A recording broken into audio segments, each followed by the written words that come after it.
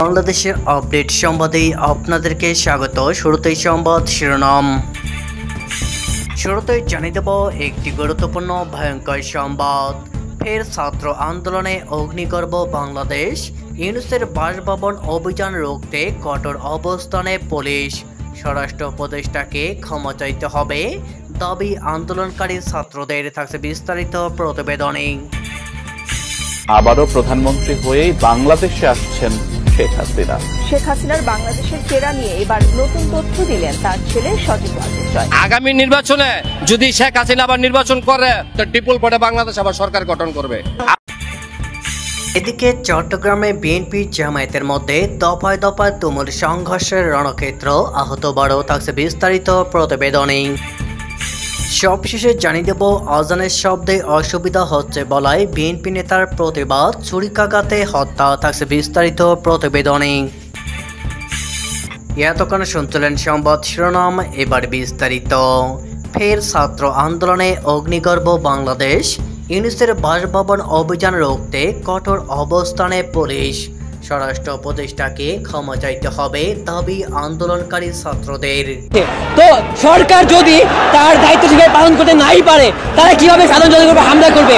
যেখানে 24 জুলাইতে এত রক্তের বিনিময়ে আমরা স্বাধীনতা দিয়েছি, আমরা ইন্টারিমকে স্বাধীনভাবে বাংলাদেশে কাজ করার সামর্থ্য দিয়েছি, তারা যদি আমাদের দেশে হামলা করে, আরো রক্ত চায়, তবে আমাদের একটাই কথা যে একবার তো দিলাম জান, আবার আরো কত কোটা যাক। এত কেন করে থাকবে? কেন আমাদের রক্ত চাবে? আমরা এর তীব্র দিনে জানাচ্ছি এবং আমাদের প্রকৌশল ভাইয়ের রক্তের বিনিময়ে আজকে আমরা এখানে এসে দাঁড়িয়েছি। যতদিন পর্যন্ত আমাদের ভাইয়ের রক্তের বিচার না হবে, যতদিন পর্যন্ত আমাদের দাবি আদায় না হবে, আমরা রাজপথ ছাড়বো না।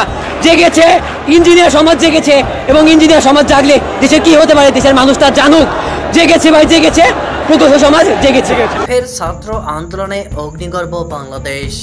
এবার ঢাকা ইঞ্জিনিয়ারিং বিশ্ববিদ্যালয় শিক্ষার্থীদের সঙ্গে ইউনূসের পুলিশের ব্যাপক সংঘর্ষ হলো। বিক্ষোভকারীদের হঠাৎ টিয়ার গ্যাস সাউন্ড গ্রেনেড নিক্ষেপ করল আইনশৃঙ্খলা বাহিনী। একাধিক দাবিতে পূর্ব ঘোষিত লং মার্চ টু ঢাকা কর্মসূচির অংশ হিসাবে শাহবাগ থেকে প্রধান উপদেষ্টার বাসভবন যমুনার দিকে যাওয়ার পথে ইঞ্জিনিয়ারিং শিক্ষার্থীদের সঙ্গে পুলিশের খণ্ডযুদ্ধ বেঁধে যায়। এই সময় পুলিশ ছাত্রদের বিগ্রহভাবে মারধর করে। অভিযোগ, ছাত্রদের ক্ষুব্ধ ছাত্ররা স্বরাষ্ট্র উপদেষ্টাকে এর জন্য ক্ষমা চাইতে হবে বলে দাবি করেছেন। বুধবার দুপুর 2:30 নাগাদ ঢাকার হোটেল ইন্টারকন্টিনেন্টালের সামনে পুলিশের ব্যারিকেড ভেঙে শিক্ষার্থীরা সামনে এগিয়ে যেতে চাইলে পুলিশ তাদের ছত্রভঙ্গ করে।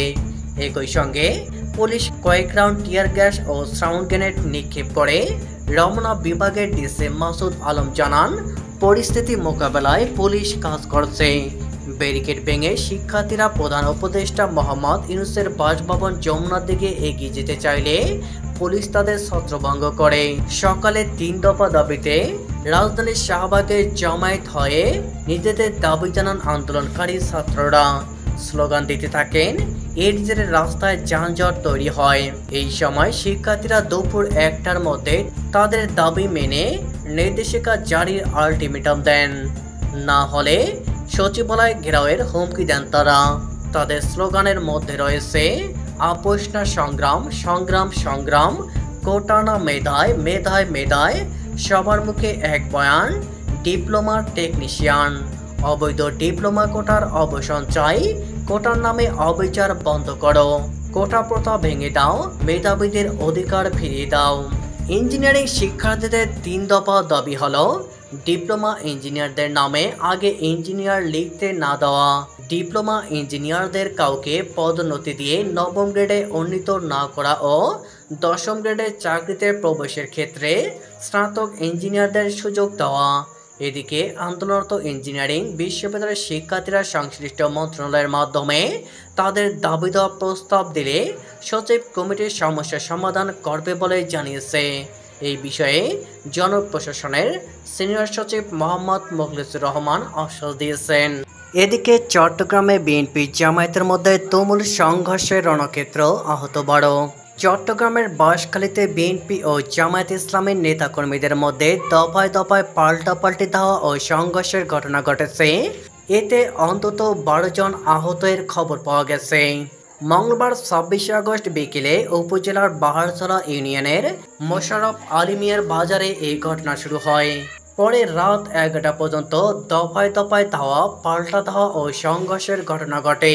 খবর পেয়ে স্থানীয় বাহারছড়া ফাঁড়ির পুলিশ সদস্যরা ঘটনাস্থলে গেলে তাদের উপর চড়া হন নেতাকর্মীদের এক অংশ।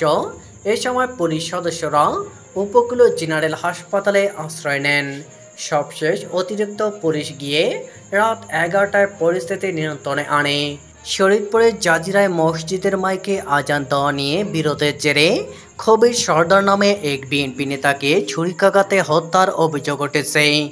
মঙ্গলবার 26 আগস্ট রাত 9:30টার দিকে এই ঘটনা ঘটে। নিহত খবির সর্দার বড়কান্দি ইউনিয়নের ওমরদি মাদবরকান্দি এলাকার মৃত ইউনুস সর্দারের ছেলে ও ইউনিয়ন বিএনপির যুগ্ম আহ্বায়ক ছিলেন।